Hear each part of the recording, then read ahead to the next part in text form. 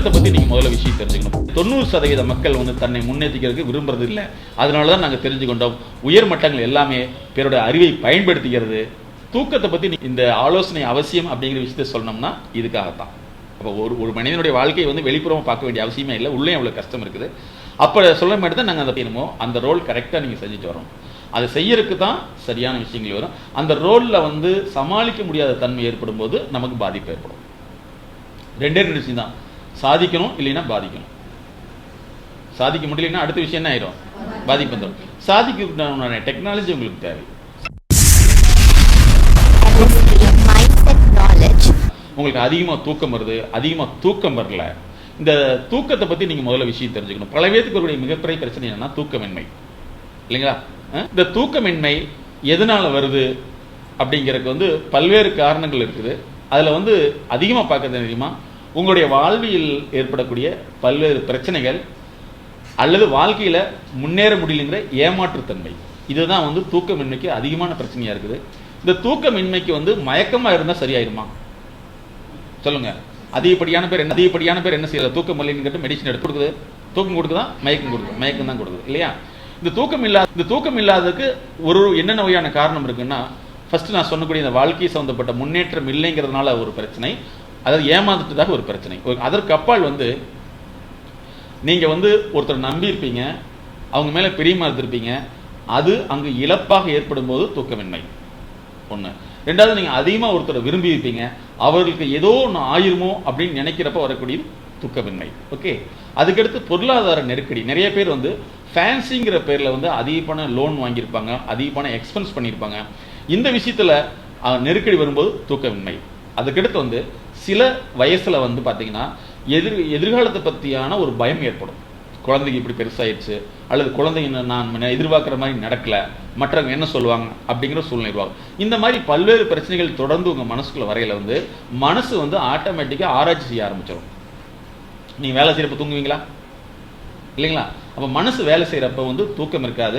உடனே இந்த வேலை செய்யறதை உளவியல் ரீதியில் பல்வேறு கட்டங்களை நான் ஆய்வு செய்து அந்த பிரச்சனைகளை தீர்க்கும் போது தூக்கம் சரியான முறையில் வரும்.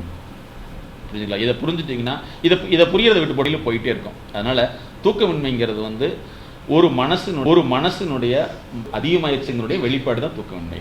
அதை உளவியல் ஆய்வு மூலமாக கண்டறிந்து மாற்றிட்டுனா முடியும். அங்கே மருந்தே கொடுக்கறது கிடையாது.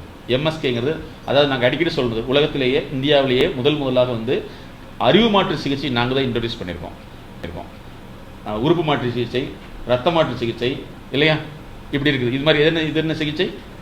அறிவு மாற்று சிகிச்சை. நீங்கள் இது தப்புன்னு நினச்சி வச்சிருப்பீங்க, சில விஷயங்கள் ரைட்டுன்னு நினச்சி வச்சிருப்பீங்க. ரெண்டுக்குள்ள முரண்பாடுகள் தான் உங்கள் மனசில் தூக்கமின்மையை உருவாக்கிடும். ஸோ இதை மாற்றிட்டோம்னா நிச்சயமாக முடியும். அதே மாதிரி சிலருக்கு திடீர்னு பார்த்தீங்கன்னா ஃபோன் அடித்தா பயம் வந்துடும், ஆம்புலன்ஸ் சவுண்டு கேட்டால் பயம் வந்துடும், இல்லைங்களா? சிலருக்கு பார்த்தீங்கன்னா யாரோ ஒருத்தர் இறந்த செய்தியை கேட்டாவே மனசில் படபடப்பாக வந்துடும்.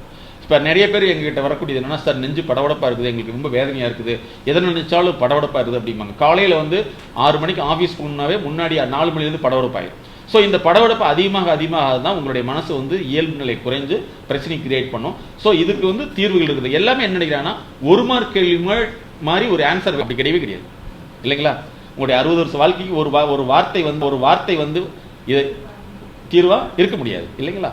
நீங்கள் ஒரு விஷயத்தை வேற மாதிரி பார்க்கலாம், இன்னொருத்தர் வேற மாதிரி பார்க்கலாம். ரெண்டுக்குள்ள முரண்பாடுகள் அதிகமாக இருக்கும். வீட்டிலேயே எடுத்துட்டீங்கன்னா, நீங்கள் ஒரு விஷயத்தை வேணும்னு சொல்லுவீங்க, ஹஸ்பண்டா அல்லது ஒய்ஃபா வேணான்னு சொல்லுவாங்க, 2 பேருக்குள்ள பிரச்சனை ஏற்படும், இல்லைங்களா? அப்புறம் மெயினாக அதிகமாக என்ன சொல்லணும்னா ஒரு விஷயம் இருக்கு. எங்ககிட்ட கல்யாணமாகி குழந்தைகள் மேரேஜ் ஸ்டேஜில் இருக்காங்க. அப்படி ஒரு கப்பிள்ஸ் எங்கிட்ட வந்தாங்க. அவங்க என்னன்னா, எதை சொன்னாலும் நீங்கள் அந்த சினிமாவில் பேசுகிற மாதிரி தான். ஏம்மா எப்படி இருக்குது, நல்லா தான் இருக்கா, லைஃப்பில் நல்லா இருக்கா, இருக்குது, அவ்வளோதான். அதுக்கு மேலே கேட்டோம்னா அப்படிலாம் இல்லை, நல்லா தான் இருக்குது அப்படின்றாங்க. ஆனால் ஹஸ்பண்டாக இருக்கட்டும் தன்னுடைய நிறைய சொல்லிக்கிட்டே இருக்காங்க. அவங்ககிட்ட கேட்டோம்னா இவங்களை பற்றி என்ன சொல்கிறாங்கன்னா, சார் இவங்க எதுவுமா இல்லை சந்தேகப்படுறாங்க, தான் செய்கிறது தான் கரெக்டுன்னு நினைக்கிறாங்க அப்படின்னு. கிட்டத்தட்ட ஒரு 6 மணி நேரத்துக்கு முன்னாடி கண்டுபிடிச்சது அவர்களுக்கு இருக்கக்கூடியது ஒரு பேரனாய்டு ஒரு டிசீஸ். என்னன்னா, கற்பனையாக ஒரு விஷயத்தை நினச்சிக்குவாங்க, அந்த விஷயம் நடந்தால் சொல்லுவாங்க, நடக்கலன்னு சொல்லுவாங்க. சரிங்களா? இது எத்தனை நாளைக்கு வாழ முடியும்? ஆனால் 20 வருஷம் அவர் வாழ்ந்திருக்காரு. வேதனையாக இருக்கும். இது வெளியே யார்கிட்ட போய் சொன்னாலும் புரியாது. அப்படிதான்ப்பா வாழ்க்கை இருக்கும், அப்படிதான்ப்பா வாழ்க்கை இருக்கும். ஆனா இவருடைய வாழ்க்கை எப்படி இருக்குது அப்படின்னா, இவர் தூக்கமே 20 வருஷம் தூக்கமே இல்லைங்கிறார். எப்படி வாழ்ந்துட்டு இருக்கீங்கன்னா, நான் வெளியில போய் எங்கேயாவது போய் தூங்கிட்டு வந்துருங்கிறார். வசதி வாய்ப்புக்கு அப்பால் நான் சொல்ல வரேன். அப்போ வந்து ஒவ்வொரு மனிதனும் மனதில் ஏதோ வகையில் பாதிப்பு இருக்குதுன்னு கண்டுபிடிச்சு அதை தெரிஞ்சுக்கிட்டு அதை வெளியே கொண்டு வந்து நிச்சயமாக வெற்றியாளராக மாற முடியும். அநேகமாக இந்த ப்ரோக்ராமில் வந்து ஆக்சுவலாக உங்களை நான் வந்து என்டர்டைன்மெண்ட்டாக ஒரு 3 மணி நேரம் பேசி சிரிக்க வைக்க முடியும். அதை விட உங்களுக்கு எஜுகேஷனாக என்னென்ன விஷயங்கள் தெரிஞ்சுட்டு போனால் உங்களுக்கு இந்த பிரச்சனைகள் இருக்குதா இல்லையா, மற்றவங்களுக்கு இருக்கும்போது நிச்சயமாக இந்த விஷயத்தை பகிர்ந்துக்க முடியும். அதனால் வந்து இதை நல்லா தெரிஞ்சுங்க. அதேமாதிரி உங்களுடைய பெற்றோர்கள் வந்து வயதாக இருந்தாங்க, அவர்களுக்கு நீங்கள் பணத்தை கொடுக்காதீங்க, அவர்களுக்கு தேவை மனத்தை கொடுங்க. சரிங்களா? உங்களால் கொடுக்க முடியலைங்கிறக்காக தான் வந்து கொடுக்க முடியாத சூழ்நிலை ஏற்படுது. அந்த ஜிகேங்கிற ஒன்று கிரியேட் பண்ணணும். அவங்களுக்கு நீங்கள் இந்த வயசில் வந்து கொடுக்க வேண்டியது ஆறுதல் மட்டும். அதை கொடுத்தாவே அவங்க என்ன ஆயிடுவாங்க, நல்லாயிருவாங்க. இல்லைங்களா? நீங்கள் உங்களுடைய பெற்றோர்களுக்கு கொடுக்கக்கூடிய ஆறுதல் உங்களுடைய குழந்தைகளுக்கு பாடமாக மாறிக்கும். அப்படித்தானே? இல்லையா? நாளைக்கு நம்மளுடைய குழந்தைகளுக்கு வந்து இந்த விஷயம் வந்து போய் சேர்றப்ப அந்த குழந்தை எங்க அம்மா தான் மன்னிச்சு அப்படின்னு சொல்லுவாங்க. நான் mindset knowledge